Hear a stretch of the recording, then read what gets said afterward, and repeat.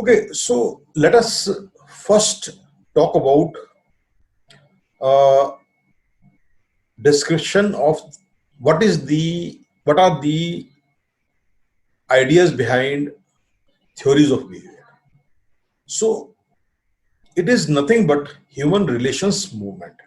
Basically, when we talk of the different researches and studies done by several social scientists in the past, it was nothing short of human relations movement, which addresses or which addressed the human dimension of work. So there are several dimensions of work. There are the technical dimensions of work. There are scholarly dimensions of work. There are the research dimensions of work, and then there are the human dimensions of work and workplace and shop floor.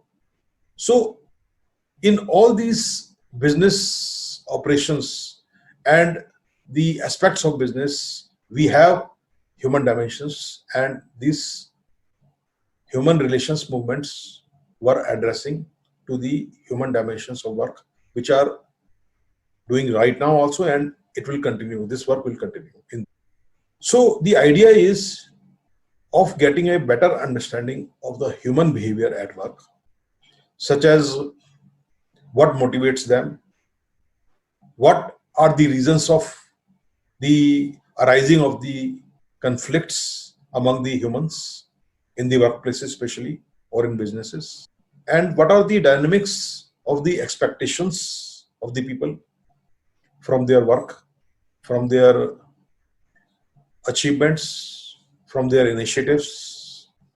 What are the expectations of the people from their own behavior, their own capabilities? So these are all part of this human dimensions of work. And very important, the group dynamics, how humans behave in groups. And finally, the impact of these aspects, these motivations, these conflicts, these expectations, and these kind of different dynamics on the productivity, whether these things improve the productivity or they reduce the productivity. Then what are the things which reduce the productivity? What are the things which improves the productivity? So the theories of behavior addresses all these human dimensions of work.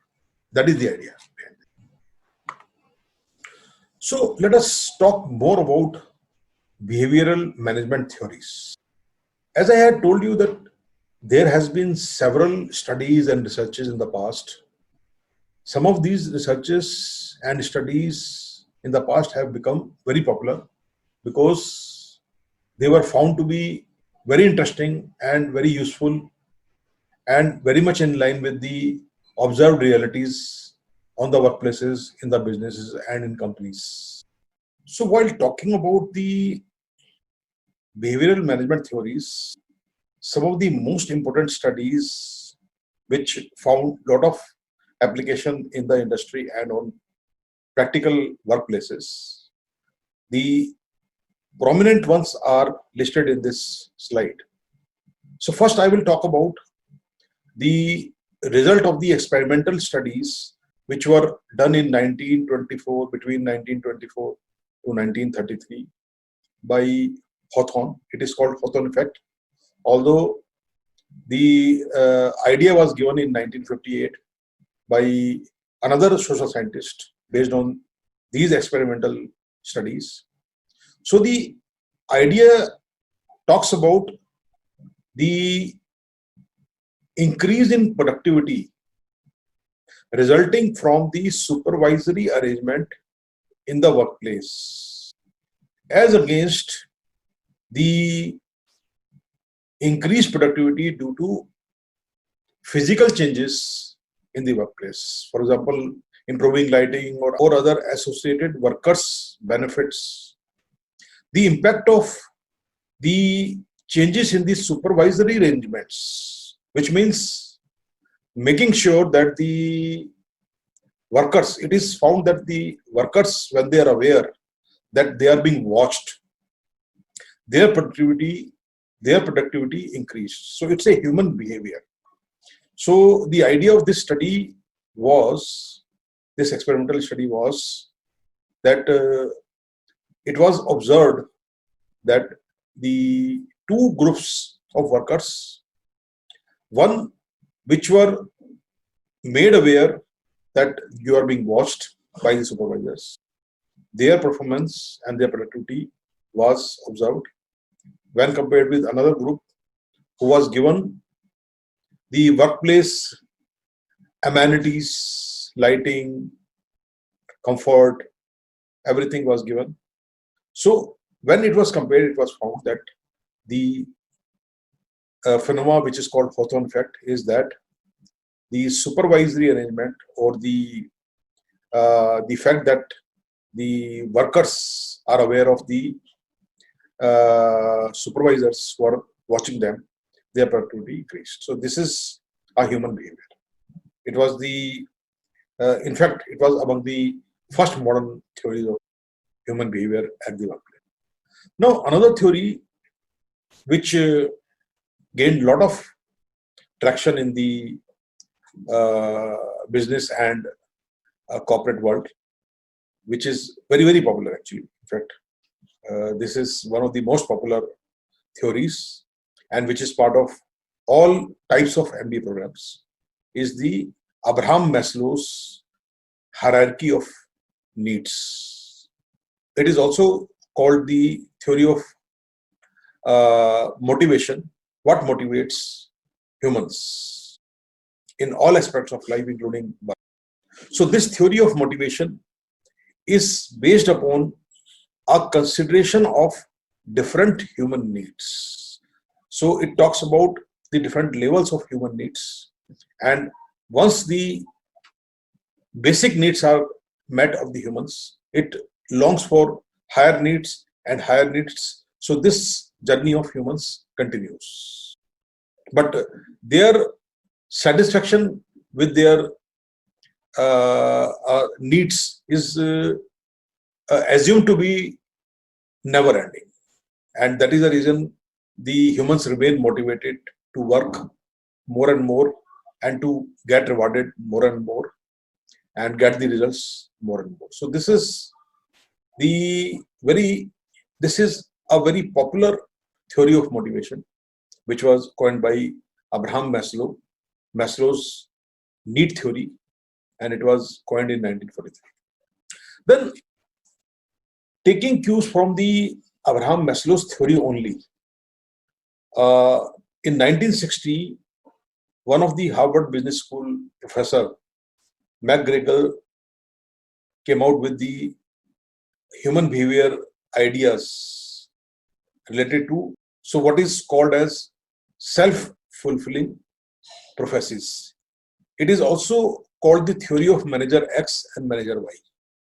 So it talks about the creation of self-fulfilling prophecies by two diametrically opposite types of managers, which it called manager X and manager Y.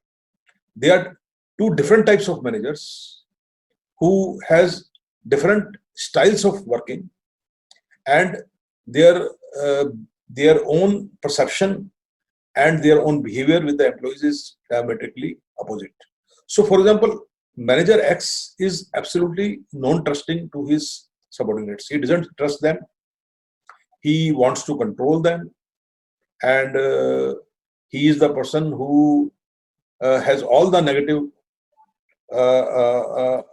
qualities which a manager can have in modern terminology. And there is another manager Y who trusts his subordinates. He care for them. He will give all facilities and all comfort, all empathy to their subordinates and their subordinate team. And the theory says that both the types of managers, which means X and Y, are able to achieve their self-fulfilling goals. So goals which fulfills their own self, what they have aimed for, what they want from their teams. So somehow both X and Y managers are able to fulfill their goals and expectations from their employees, and they are able to get the results. So this is a very strange kind of effect, and it is a very strange kind of dimension of human behavior. So that is why we are trying to understand and learn that how human behavior works. And there are certain things which may not pass the test of logic. So these theories tells you that there are very different diversity of phenomena of different nature, believable and unbelievable, with regard to human in all aspects of life, and particularly in workplace and